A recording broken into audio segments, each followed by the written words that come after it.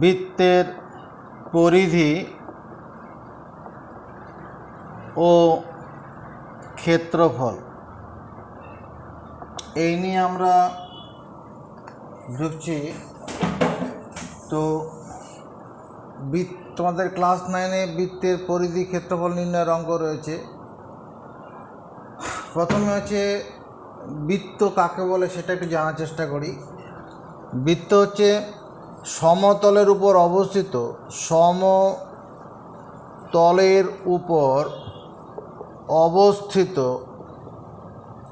সমতলের উপর অবস্থিত কোনো নির্দিষ্ট বিন্দু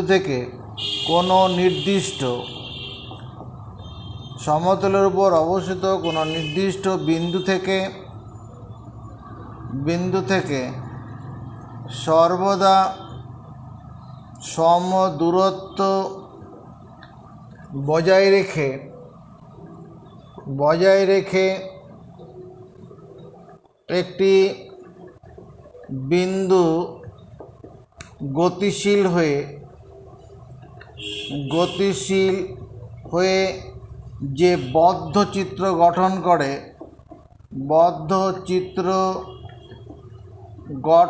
করে তাকে বৃত্ত বলে। সমতলের উপর অবস্থিত কোনো নির্দিষ্ট বিন্দু থেকে সর্বদা সমদূরত্ব বজায় রেখে, এই হোয়াইট বোর্ডটা একটা সমতল, তোমার খাতার পাতাও একটা সমতল। ধরো এখানে একটা নির্দিষ্ট বিন্দু ও আছে, এখান থেকে সর্বদা নির্দিষ্ট দূরত্ব, এই দূরত্বটা মনে করো আর দূরত্ব, আর মানে এখানে 4 সেমি হতে পারে, 2 সেমি হতে পারে, এরকম 2 সেমি দূরত্ব বজায় রেখে যদি একটা বিন্দু এরকমভাবে গতিশীল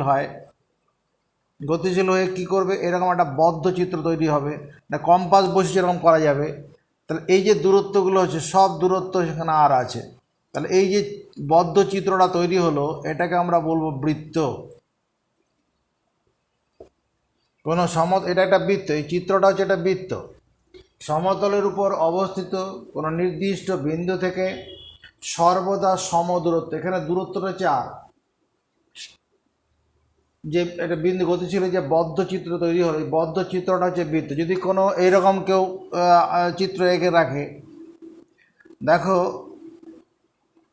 এই যে চিত্রটা আঁকলাম, এখানে যদি একটা নির্দিষ্ট বিন্দু মনে করি, এখান থেকে দূরত্ব যদি মনে করো 3 সেমি হয়, এই দূরত্বটা 3 সেমি, সবই 3 সেমি, এই দূরত্বটা 3 সেমি, কিন্তু এটা বৃত্ত নয়, এটা বদ্ধ চিত্র নয় বলে এটা বৃত্ত নয়।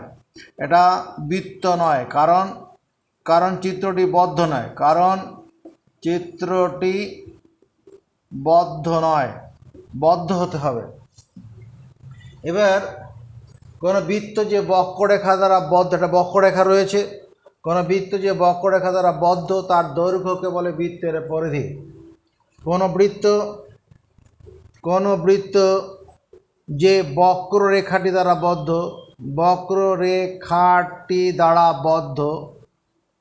কোনো বৃত্ত যে বক্ররেখা দ্বারা বদ্ধ তার দৈর্ঘ্যকে বলে বৃত্তের পরিধি। এটা ব্যাপারটা বোঝার জন্য কি করতে পারো, মনে করো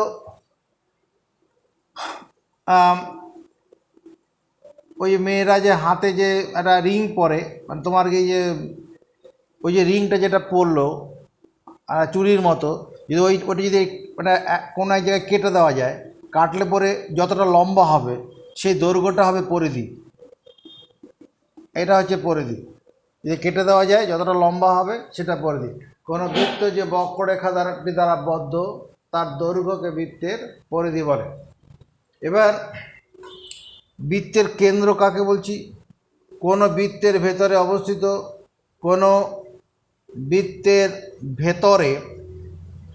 অবস্থিত যে নির্দিষ্ট বিন্দুটি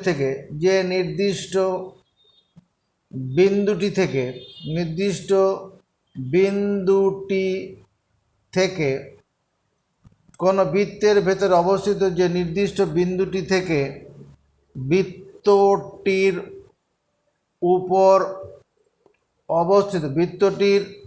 বৃত্তটির সীমানার উপর অবস্থিত, সীমানার উপর অবস্থিত যে কোনো বিন্দুর দূরত্ব সমান, যে কোনো বিন্দুর দূরত্ব সমান তাকে বলে বৃত্তের ব্যাসার্ধ, রেডিয়াস, RADIUS। কোনো বৃত্তের ভেতর অবস্থিত যে নির্দিষ্ট বিন্দুটি থেকে বৃত্তটির সীমানার উপর অবস্থিত যে কোনো বিন্দু দূরত্ব সমান তাকে বলে বৃত্তের ব্যাসার্ধ। এবং নির্দিষ্ট বিন্দুটিকে বলে, এবং বৃত্তের ভেতরে থাকা নির্দিষ্ট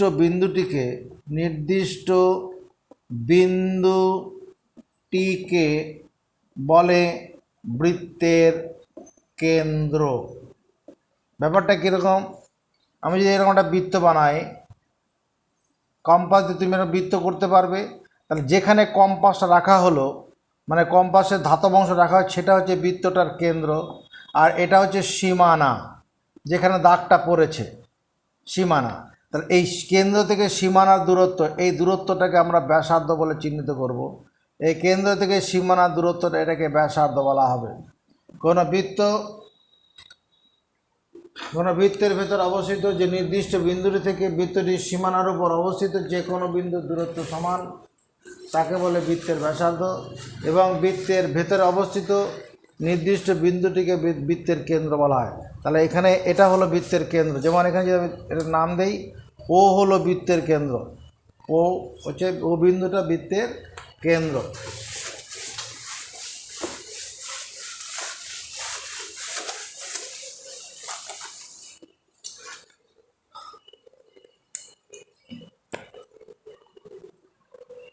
কোনো বৃত্তের উপর অবস্থিত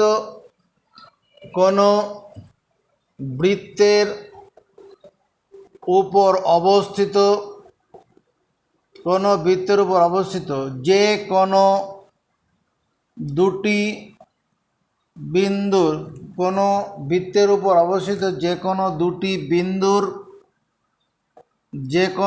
বিন্দুর সংযোজক সরল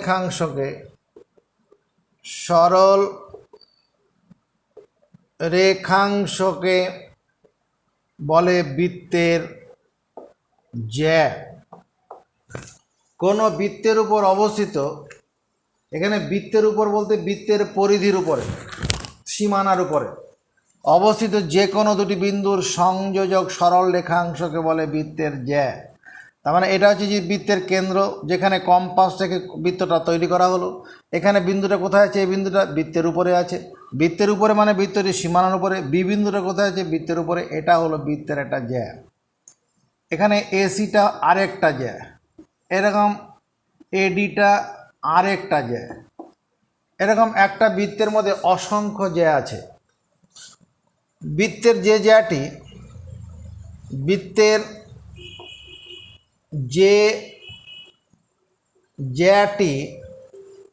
বৃত্তটির কেন্দ্রগামী, বৃত্তটির কেন্দ্রগামী তাকে বলে বৃত্তের ব্যাস। তার মানে কেন্দ্রগামী এই যে যেটা যাচ্ছে, এটা মনে করো এপি, কেন্দ্র হচ্ছে ও, মানে AOP সরল রেখাংশটি হলো ও কেন্দ্রীয় বৃত্তটির একটি ব্যাস। একটা বৃত্তের অসংখ্য ব্যাস, ডায়ামিটার DIAMETER, একটা বৃত্তের অসংখ্য ব্যাস থাকতে পারে। আর ব্যাস আমার বৃত্তের জ্যা, ব্যাস মানেই বৃত্তের জ্যা। কারণ ব্যাসের যে দুটো প্রান্তবিন্দু আছে বৃত্তের সীমানার উপরে আছে। সকল ব্যাসই বৃত্তের জ্যা, কিন্তু সকল জ্যা বৃত্তের ব্যাস হবে না। বৃত্তের জ্যা বৃত্তের ব্যাস হবে যদি সেটা একমাত্র কেন্দ্র দিয়ে যায়।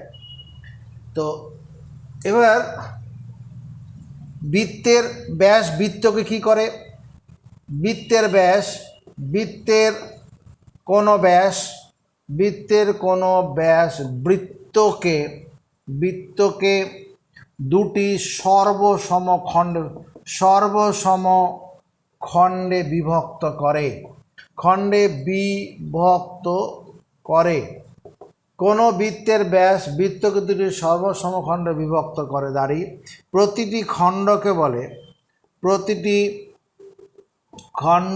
বলে অর্ধবৃত্ত।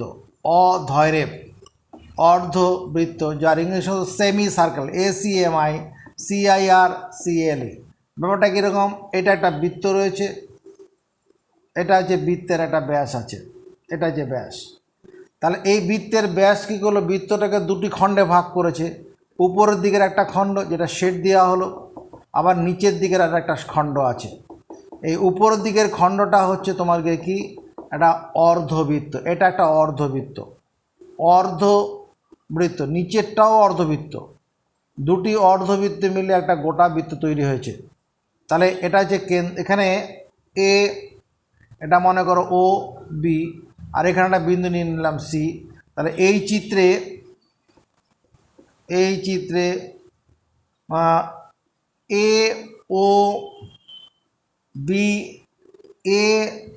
ও বি সি এ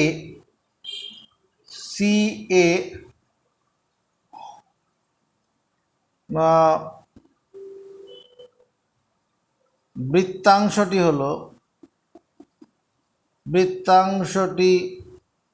হলো একটি অর্ধবৃত্তাংশ।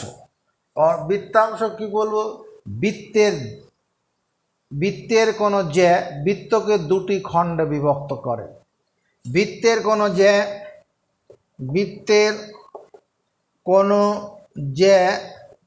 বৃত্তকে দুটি খণ্ডে বিভক্ত করে।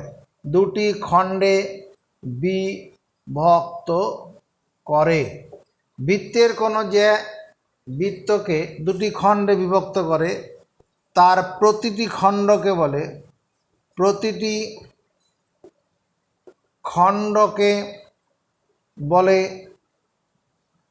বৃত্তাংশ। বৃত্তের কোনো জ্যা বৃত্তকে দুটি খণ্ডে বিভক্ত করে, সেই প্রতিটি খণ্ডকে বৃত্তাংশ। মানে এটা একটা বৃত্তের একটা জ্যা হলো, মনে করো এটা ও কেন্দ্রে বৃত্ত আছে, এ বি হলো একটা জ্যা। তাহলে পরে এই নিচের দিকে একটা খণ্ড হলো, উপরের দিকে একটা খণ্ড হলো, এই প্রতিটি খণ্ড হচ্ছে বৃত্তাংশ। এটা একটা বৃত্তাংশ। উপরেরটাও বৃত্তাংশ, এই উপরেরটাও বৃত্তাংশ, দুটো বৃত্তাংশ। বৃত্তের কোনো যে বৃত্তকে দুটি খণ্ডে বিভক্ত করে, তার প্রতিটি বিভক্ত করে কমা, তার প্রতিটি খণ্ডকে বলে বৃত্তাংশ। এখানে বৃত্তের জ্যা না হয়ে যদি বৃত্তের ব্যাস হয় তখন দুটি সমান খণ্ড হয়ে যাবে। যদি জ্যা না বলে বৃত্তের এখানে ব্যাস লিখতাম তাহলে বৃত্তকে দুটি সমান খণ্ডে ভাগ করতো, তখন সেটা হয়ে যেত অর্ধবৃত্ত। আরেকটা সংজ্ঞা আমাদের এই বৃত্ত সংক্রান্ত রয়েছে, বৃত্তকলা। বৃত্তকলা ব্যাপারটা কীরকম, এই একটা বৃত্ত আছে, এটা হলো বৃত্তের কেন্দ্র, মনে করো ও হলো বৃত্তের কেন্দ্র। ও এর রেখাংশটা তুমি কি বলে দাবি করবে, বৃত্তের ব্যাসার্ধ। ও এর রেখাংশ বৃত্তের ব্যাসার্ধ। আবার এখানে একটা বিন্দু নিলাম বি, ও বি রেখাংশটাকে কি বলে দাবি করব, ও বিটাও বৃত্তের ব্যাসার্ধ। তাহলে দুটি ব্যাসার্ধ, আর এইটুকুনটা কি এ বি অংশটা কি, এটা বৃত্তচাপ। এই যে অঞ্চলটা আছে, দুটি ব্যাসার্ধ আর বৃত্তচাপ, এদের মধ্যবর্তী যে অংশটা আছে তার নাম বৃত্তকলা। তাহলে বৃত্তকলা কি বলবো, কোনো বৃত্তের দুটি ব্যাসার্ধ, ও ব্যাসার্ধ দুটির মধ্যবর্তী মধ্যবর্তী বৃত্তচাপ দ্বারা সীমাবদ্ধ অঞ্চলকে বলে বৃত্তকলা। যেমন ও এ বি ও হলো একটি বৃত্তকলা। আমরা এই বৃত্ত সংক্রান্ত সমস্যা সমাধান করতে হলে কতগুলো সূত্র আমাদের মুখস্থ করতে হবে, সেই সূত্রগুলোর উদ্দেশ্যে এগোবো। তোমার প্রথমে একটা বৃত্ত আঁকছি।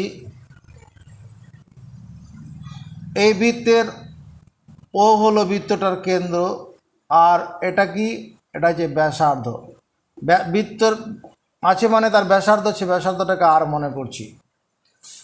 সূত্রগুলো হচ্ছে এরকম: 1 নম্বর, আর ব্যাসার্ধ যুক্ত বৃত্তের পরিধি মানে ওই বৃত্তটার সীমানার দৈর্ঘ্য সমান 2πr। এটা হচ্ছে পাই, এটা পয়াকার হস্যি পাই, এই উচ্চারণটা হচ্ছে পাই। এটা দুটো সমান্তরাল দাগ টেনে উপরটা মাথাটা কেটে দেওয়া, পাই। এই যেখানে পাই সমান কত, 22/7। তার মানে আমি এইভাবে লিখতে পারি 1 নম্বর সূত্রটাকে: আর ব্যাসার্ধযুক্ত বৃত্তের পরিধি সমান 2 × 22/7 × r। দায়িত্ব নেব মুখস্থ করার জন্য। বৃত্তের পরিধি মানে বৃত্তটার সীমানার দৈর্ঘ্য, আর ব্যাসার্ধযুক্ত বৃত্তের পরিধি 2 × 22/7 × r। 2 নম্বর, আর ব্যাসার্ধযুক্ত বৃত্তের ব্যাস সমান কত, 2r হবে। ব্যাসার্ধযুক্ত বৃত্তের ব্যাস হচ্ছে ব্যাসার্ধের দ্বিগুণ। কেন, নজর রাখো, তোমার এই যে লাইনটা এখানে টানছি, কেন্দ্রগামী যে লাইনটা টানলাম, এটা কি, মনে করো এ ও বি। এই এ ও বিটা হচ্ছে ব্যাস, তাহলে এ থেকে ও পর্যন্তটা কি, এটা ব্যাসার্ধ, এটার দৈর্ঘ্য আর। আবার ও থেকে বি পর্যন্ত এটাও ব্যাসার্ধ, এর দৈর্ঘ্যটা কত, আর। তাহলে আর যোগ করলে 2r, এই যে 2r। এ বিটা হলো এ থেকে বি পর্যন্ত, এ থেকে ও হয়ে বি, এটা হলো ব্যাস। আর তাহলে আর ব্যাসার্ধ বৃত্তের ব্যাস হচ্ছে কত, 2r। এবার যদি আমরা একটা অর্ধবৃত্তের কথা ভাবি, অর্ধবৃত্ত মানে একটা বৃত্তের অর্ধেক, অষ্টমীর চাঁদের মতো, এটা অর্ধবৃত্ত। এটা এটা কেন্দ্র মনে করো ও, আর এখান থেকে এইটুকুনটা ব্যাসার্ধ, এটা হচ্ছে ব্যাসার্ধটা আর, এখান থেকে এইটুকুনটা হচ্ছে আর, এটা অর্ধবৃত্ত। 3 নম্বর সূত্র লিখব: আর ব্যাসার্ধযুক্ত অর্ধবৃত্তের ব্যাস কত হবে, 2r। আর ব্যাসার্ধযুক্ত অর্ধবৃত্তের ব্যাস কত, 2r। কেন, এই যে ব্যাস বলতে আমরা এইটুকুন দৈর্ঘ্য বুঝবো, এটা হচ্ছে ব্যাস। এই ব্যাসের মধ্যে কি লুকিয়ে আছে, দুটো ব্যাসার্ধ লুকিয়ে আছে। এই মানে এখান থেকে এইটুকুন একটা ব্যাসার্ধ, আর এখান থেকে এইটুকুন একটা ব্যাসার্ধ।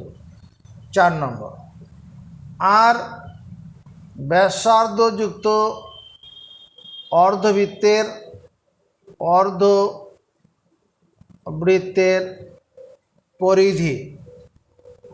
পরিধি কত হবে, তোমার πr + 2r। বুঝছো কেন এটা মুখস্থ রাখবো, কেন পাই আর কেন বলছি, এখানে 2πr এটা গোটা বৃত্তের পরিধি, তার অর্ধেক করলে 2 দিয়ে ভাগ। এটা এখানে পরিধি মানে সীমানা, পরিধি মানে সীমানা। এখানে 2πr/2 মানে এই বক্ররেখাটা শুধু বৃত্তচাপটাকে বোঝাবে, তার সীমানাটা পেতে গেলে আমাকে ব্যাসটাকেও যোগ করতে হবে, সেই জন্য এখানে 2r যোগ করা হয়েছে। এর সঙ্গে 2r যোগ করলে পরেই তবেই সীমানাটা হবে। 2πr গোটা বৃত্তের পরিধি, তাকে 2 দিয়ে ভাগ করলে পরে এই শুধু এই বৃত্তচাপটাকে বোঝায়, তার সঙ্গে এই নিচের ব্যাসটাকে যোগ করলে পরে বৃত্তের পরিধি হবে। এবারে দেখো তোমার সাইকেলের যে নাট বল্টু টাইট দেওয়ার জন্য কি করা থাকে, ওয়াশার লাগানো হয়। এই অভিজ্ঞতা তোমাদের কাছে আছে, এরকম দেখতে ওয়াশারগুলো হয়। ওয়াশারের এই অংশটা ধাতব অংশ থাকে, আর এই মাঝখানটা কি ফাঁকা থাকে, এটা ফাঁকা, মাঝখানটা থাকে ফাঁকা। এটাকে এইরকম আকৃতি চিত্রকে আমরা বলবো বৃত্ত বলয়, মানে বৃত্তাকার বলয়, সার্কুলার রিং, বৃত্তাকার বলয়, circular ring, CIRCULAR, circular ring, RING, circular ring. এই সার্কুলার রিংয়ের এটা হচ্ছে কেন্দ্র থেকে এবং যদি গোটাটাই যদি তোমার একটা নিডেড ধরা হয়, তাহলে এটা গোটাটা একটা বৃত্ত, এই মাঝখানে ফাঁকা অংশটা নেই মনে করো, এটা ভরাট আছে মনে করো, মানে 10 টাকার কয়েন, এটা 10 টাকার কয়েনের এটা কি, এটা একটা ব্যাসার্ধ হবে। এই ব্যাসার্ধটাকে আমরা কি বলবো, বহি ব্যাসার্ধ, এটাকে বড় হাতের আর দিয়ে বুঝবো। আবার ওই 10 টাকার কয়েনের ভিতরে একটা ছোটো 4 আনার কয়েন আছে, এইটা হচ্ছে ছোটো বৃত্তটা। যদি এই 10 টাকার কয়েনের ভিতর থেকে 5 টাকার কয়েনটাকে আলাদা করে নেওয়া হয়, তাহলে পরে বৃত্তাকার বলয় তৈরি হয়ে যাবে। এই যেটা ছোটো কয়েন যেটা আছে ওটা একটা বৃত্ত, ছোটো কয়েনটাকে আমরা বলবো ব্যাসার্ধটাকে ছোটো হাতের আর। তার মানে এরকম ব্যাপারটা, যে বৃত্তাকার বলয় 5 নম্বর, যে বৃত্তাকার বলয়ের বহি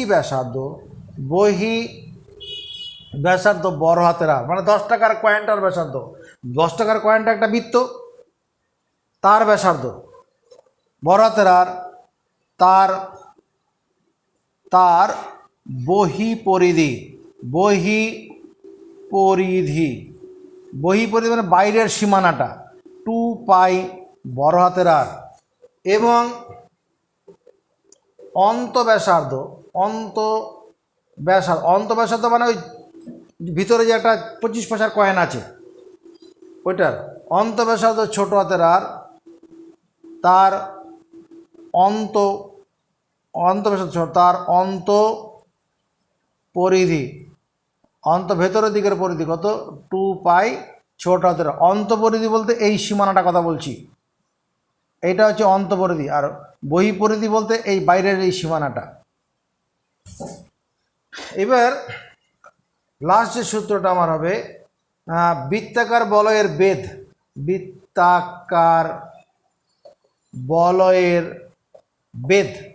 বেদ মানে কতটা চওড়া আছে, বেদ হচ্ছে বড় হাতের আর মাইনাস ছোট হাতের আর।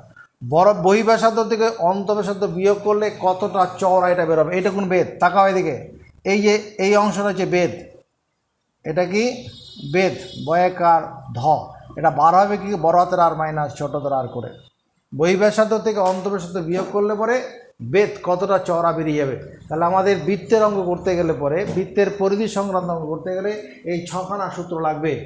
1 নম্বর, আর ব্যাসার্ধযুক্ত বৃত্তের পরিধি 2πr, আর ব্যাসার্ধযুক্ত বৃত্তের পরিধি 2πr না লিখে 2 × 22/7 × r লেখা যাবে। এখানে পাই মানে 22/7।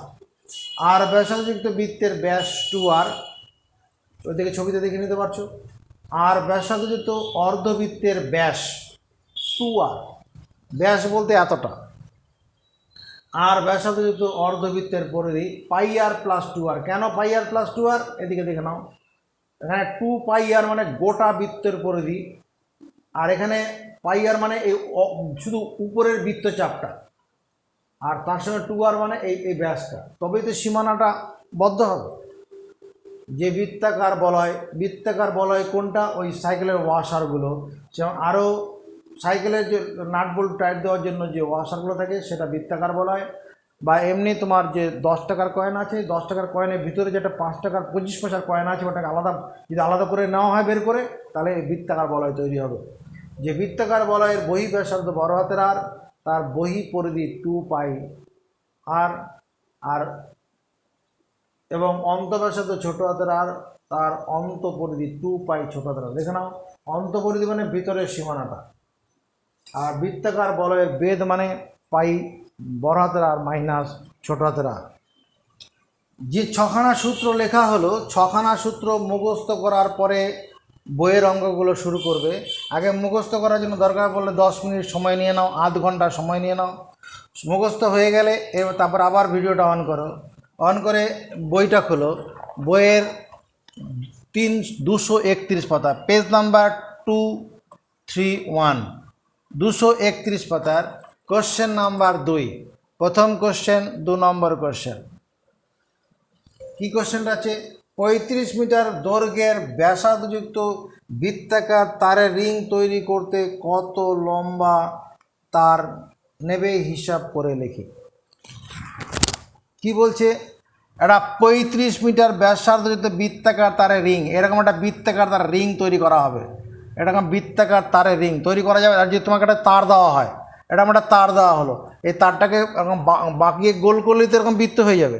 তাহলে এই বৃত্তাকার তার রিংটার এর ব্যাসার্ধ কত? ব্যাসার্ধ হচ্ছে 35 মিটার। 35 মিটার ব্যাসার্ধ দৈর্ঘ্যের ব্যাসার্ধযুক্ত বৃত্তাকার রিং তৈরি করতে কত লম্বা দৈর্ঘ্যের তার লাগবে? কত লম্বা তার লাগবে? এর যা পরিধি যতটা ততটাই তার লাগবে।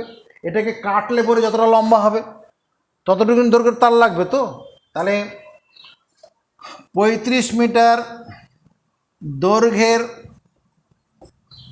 ব্যাসার্ধযুক্ত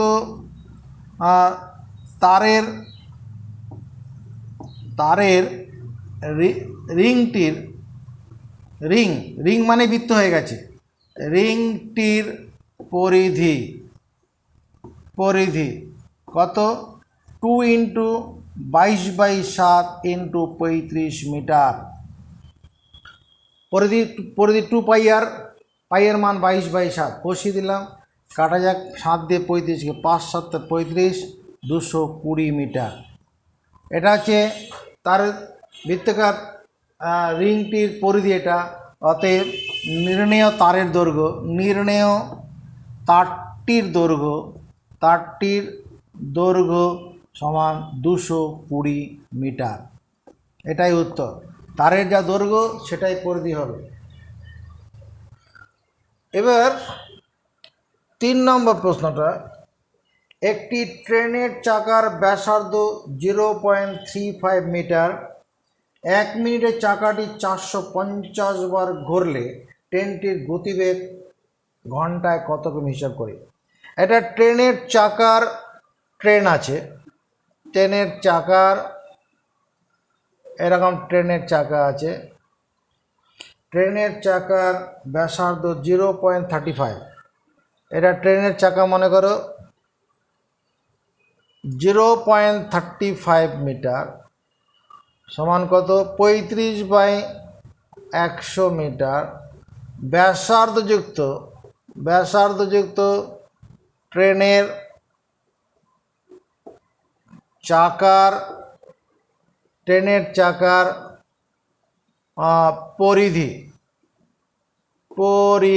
পরিধি মানে সীমানার দৈর্ঘ্যটা কত হবে?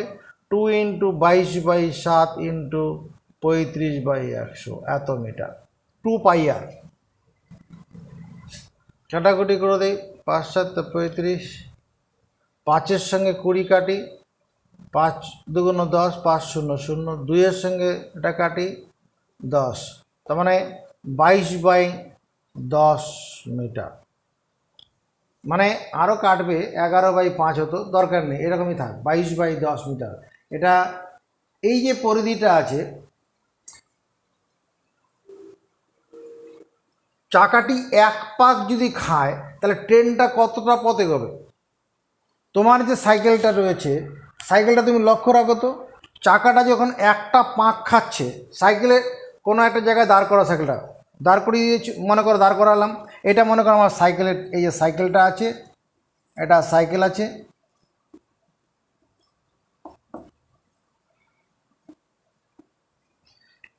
তো এই সাইকেল এইখানে আমার দাগ দেওয়া রইলো, এই জায়গাটা দাগ দিলাম, মনে করো এই বিন্দু দাগ দিলাম। এবার সাইকেলে যখন এগিয়ে নিয়ে যাব, তখন এই বিন্দুটা এখানে আসবে, এই বিন্দুটা এইরকম জায়গায় যাবে, এই বিন্দু এরকম এরকম গিয়ে গিয়ে তোমার এইরকম জায়গায় গিয়ে মনে করো শেষ হলো, পুরো একটা পাক খেলো। তাহলে এইটুকুন গেলে আবার এই বিন্দুটাই ফিরে আসবে, যেখানে চাকাটা লেগেছিল সেই জায়গাটা আবার ফিরে এলো। তাহলে এইটা কতটুকুন দূরত্ব গেল, যে পথটা গেল এইটুকুন পথ যেতে এই চাকাটা একটা পাক খেলো।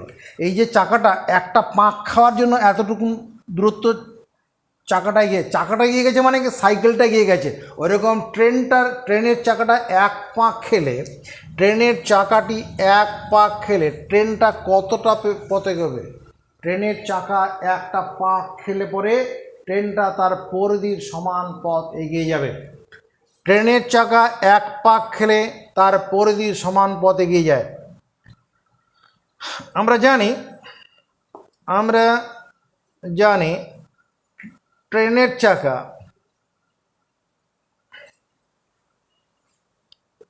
ট্রেন নয়, যে কোনো চাকা হলেই হবে, ট্রেনের চাকা কেন দরকার হবে? আমরা জানি কোনো চাকা মানে বৃত্তাকার চিত্র, কোনো চাকা এক পাক খেলে কী হবে? চাকাটির পাক খেলে আমরা জানি কোনো চাকা এক পাক খেলে চাকাটি পরিধির সমান পথ এগিয়ে যায়। এবার যদি ট্রেনের চাকা হয় তাহলে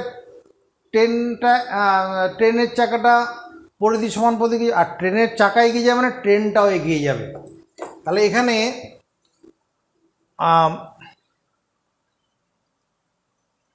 ট্রেনের চাকা তোমার ট্রেনের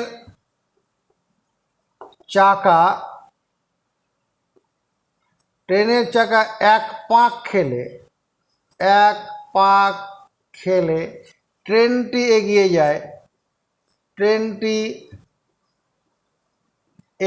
যায় কতটা পথে গবে?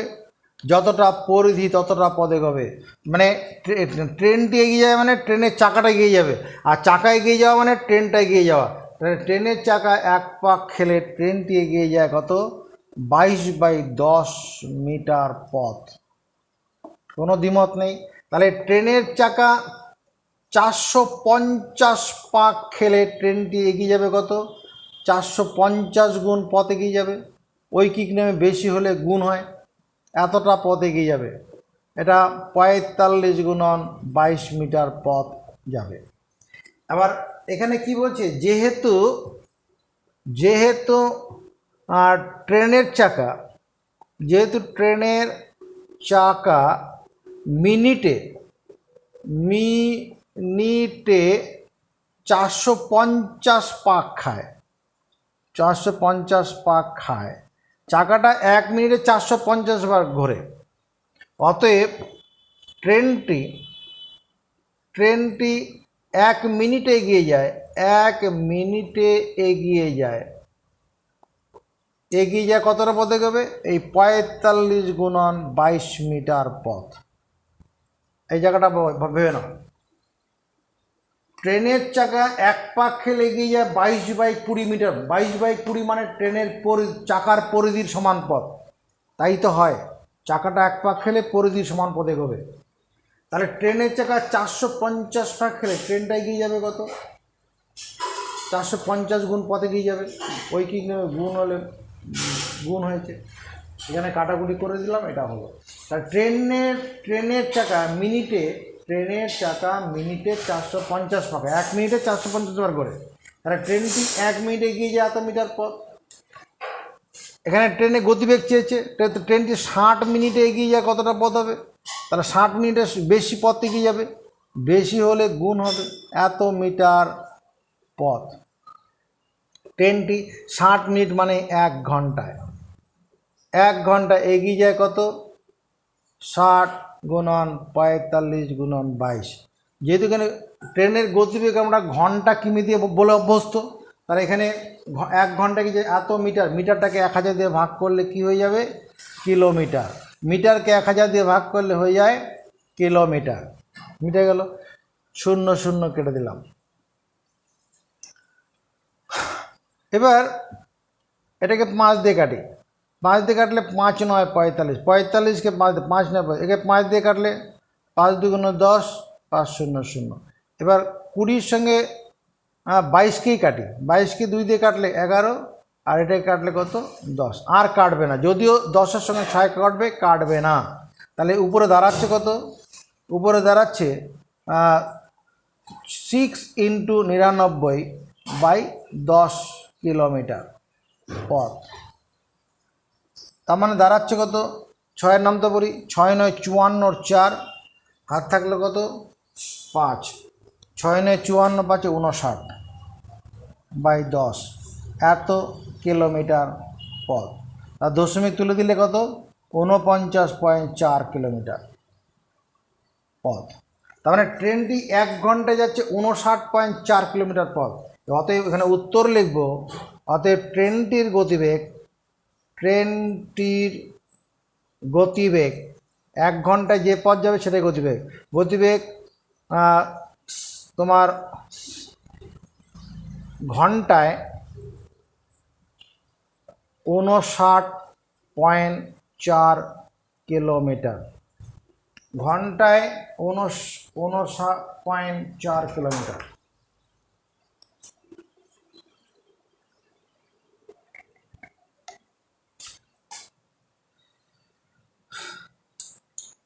চার নম্বর অঙ্কটার উদ্দেশ্যে এগোচ্ছি। কি আছে? আমোদপুর গ্রামের একটি বৃত্তাকার মাঠের ব্যাসার্ধের দৈর্ঘ্য 280 মিটার। আমোদপুরের একটা বৃত্তাকার মাঠ আছে, এরকম একটা বৃত্তাকার মাঠ, মাঠটার ব্যাসার্ধের দৈর্ঘ্য দেওয়া আছে 280 মিটার। বৃত্তাকার মাঠ, ঘাস বসিয়ে দিই, মাঠ হয়ে যাবে।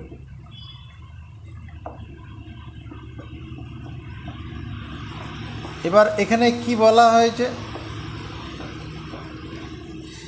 আমোদপুরের একটি বৃত্তাকার মাঠের ব্যাসার্ধ 280 মিটার। চৈতালি প্রতি ঘন্টায় 5.5 কিমি বেগে হেঁটে মাঠটি পরিক্রম করে মানে পুরো চারিদিকে ঘুরে আসে। মনে করো এইখান থেকে চৈতালি রওনা দিল। চৈতালি কি করেছে? চৈতালি এই বৃত্তাকার মাঠের ধার দিয়ে এরকম পুরো একবার ঘুরে আসছে, চারিদিকে একবার ঘুরে আসে। পরিক্রম করা মানে পুরো মাঠটা ঘুরে আসা। ঘুরে এলো ঘন্টায় 5.5 কিলোমিটার বেগে হেঁটে। তাহলে হিসাব করে দেখো, মাঠটি একবার প্রদক্ষিণ করতে চৈতালির কত সময় লাগবে? পুরো মাঠটা ঘুরে আসতে চৈতালির কত সময় লাগবে? ঠিক আছে, তো এখানে 280 মিটার ব্যাসার্ধযুক্ত বৃত্তাকার মাঠের পরিধি বের করার সূত্র কি? 2πr, 2 × 22/7, পাই মানে 22/7 ইন্টু আর মানে 280 মিটার। 4 7 28, 7 0 0, তাহলে দাঁড়াচ্ছে কত? এটা 44 × 40 এত মিটার। 4 4 16, 4 4 16, 1760 মিটার। তাহলে বৃত্তাকার মাঠটার পরিধি হচ্ছে 1760 মিটার। তো চৈতালি কি করছে? চৈতালি 1 ঘন্টায়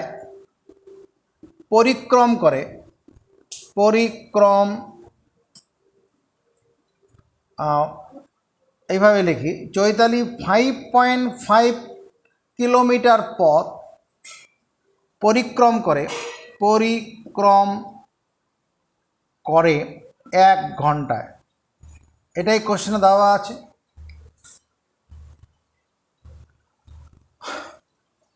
আমাদের এখানে বৃত্তাকার মাঠটার পরিধি মিটারে দেওয়া আছে। আর চৈতালির পরিক্রম করার মানটা কিলোমিটার রয়েছে, ওটাকে আমরা মিটারে নিয়ে যাব। তাহলে কিলোমিটারকে মিটারে করতে গেলে কি করতে, চৈতালি এখানে মিটারকে 1000 দিয়ে ভাগ করলে কিলোমিটার হয়, তাহলে উল্টোটা কিলোমিটারকে 1000 দিয়ে গুণ করলে মিটার হয়ে যাবে। এত মিটার পথ, মনে করো 2 কিলোমিটার মানে 2 গুণন 1000 মিটার মানে 2000 মিটার, এরকম কিলোমিটারকে 1000 দিয়ে গুণ করলাম মিটার হয়ে গেল। তাহলে এত মিটার পথ পরিক্রম করে কত, 60 মিনিটে। কারণ এখানে যে চৈতালির মাঠটা পরিক্রম করার সময় নিশ্চয় ঘন্টা দিয়ে উত্তরটা হবে না, মিটারে সেজন্য করে নিচ্ছি। তো এখানে একটা কেটে নিতে, শূন্য শূন্য কেটে যাচ্ছে। তাহলে চৈতালি 1 মিটার পথ অতিক্রম করে। 1 মিটার পথ অতিক্রম করতে নিশ্চয়ই সময় কম লাগবে, কম হলেও কী হয়, ঐকিক নিয়মে ভাগ হয়ে যায়। এত মিনিটে চৈতালি 1 মিটার পথ অতিক্রম করে এত মিনিট সময়। চৈতালি কত মিটার পথ আছে, 1760 মিটার পথ পরিক্রম করে। তাহলে 1760 দিয়ে গুণ হবে, এত গুণন 60 বাই 55 গুণন 100, এত মিনিটে।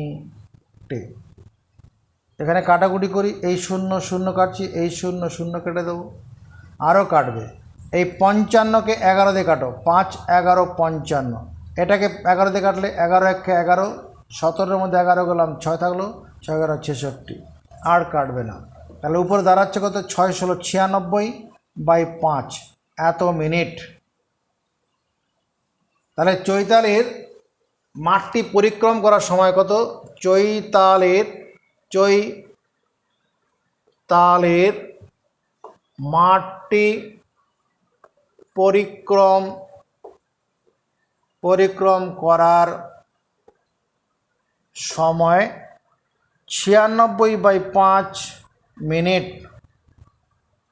একটা কাজ করি, উপর নিচে 2 দিয়ে গুণ করে দিই। 2 দিয়ে গুণ করলে 6 2 12, 9 2 18 19 বাই 10, এত মিনিট। তার মানে 19.2 মিনিট। 19.2 মিনিট এইভাবে লিখলেও হবে, না হলে মিনিট সেকেন্ডে লেখা যেতে পারে। 5 দিয়ে 96কে ভাগ করব, 5 1 5, নামলো 4 46, 5 9 45, নামলো 1, এত 19 মিনিট। এবার অবশিষ্ট 1 থাকলে 60 দিয়ে গুণ করে দাও, এটা হয়ে যাবে সেকেন্ড। এবার 5 দিয়ে ভাগ করি, 5 12 60। তার মানে এটাকে আমরা এটাও লিখতে পারি 19 মিনিট 12 সেকেন্ড।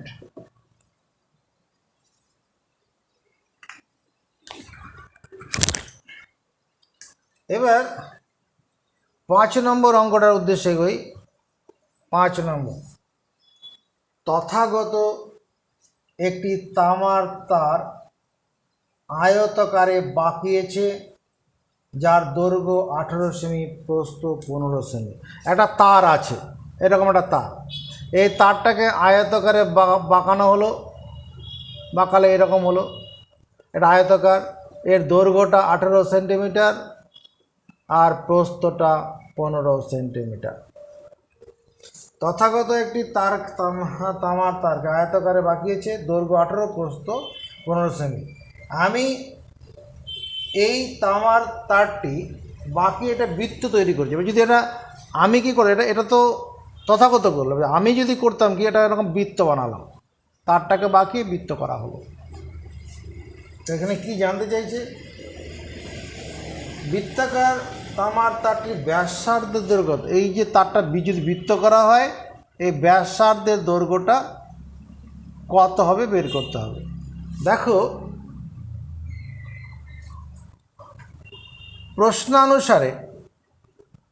প্রশ্নানুসারে আয়তাকার চিত্রটির পরিসীমা। পরিসীমা আয়তক্ষেত্রের পরিসীমা কি 2 গুণন দৈর্ঘ্য প্লাস 2 গুণন প্রস্থ, এটাই আমরা পড়ে এসেছি। তার মানে 18 দুগুণ 36 সেন্টিমিটার প্লাস 15 দুগুণ 30 সেন্টিমিটার, 66 সেন্টিমিটার। আয়তাকার এই আয়তাকার চিত্রটি পরিসীমা এটা। অতএব আমি বলতে পারি না তামার তারটির দৈর্ঘ্য, তামার তারটির দৈর্ঘ্য 66 সেন্টিমিটার। আপত্তি করব না। তাহলে অতএব 2 × 22/7 ইন্টু ব্যাসার্ধ, এটা সমান 66 সেমি লিখতে পারি না, কারণ এই তারটা বাকি তো আবার বৃত্ত তৈরি করা হবে আবার, বা প্রশ্নানুসারে এই তারটিকে বাকি বৃত্ত তৈরি করা হয়েছে। তাহলে বৃত্তের পরিধি বের করে 2πr, 2 × 22/7 ইন্টু আর। 22 দিয়ে কাটো, উপর সমান চিহ্ন দিয়ে উপরে 3/22 66, আর কাটবে না। তাহলে ব্যাসার্ধ সমান কত হবে? এই নিচের সংখ্যা উপরে চলে যাবে, 3 × 7 = 21, আর এই দুইটা নিচে চলে আসবে। গুণন থাকলে ভাগ হয়ে যাবে, আর ভাজক আকার থাকলে গুণক আকার চলে যাবে। এটা 21কে 2 দিয়ে ভাগ করলে কত? 10.5 সেমি। এই ভাগটা অনেকে ভুল করে ফেলবে, নজরের দিকে রাখো। 21কে 2 দিয়ে ভাগ, কত ভাগ হচ্ছে? 2 × 1 = 2। যখনই 1 নামিয়ে আনবো, ভাজ্য থেকে কোনো অঙ্ক নামিয়ে আনলে ভাগ দিতেই হবে। কোনো সংখ্যা দিয়ে না গেলে 0 বার দাও, 0 বার দিলাম, আর তো নামানো নেই। এবার দশমিক খাইয়ে 0 আনো, 5 বার দিলে মিলে যাবে। এই 10.5 সেন্টিমিটার।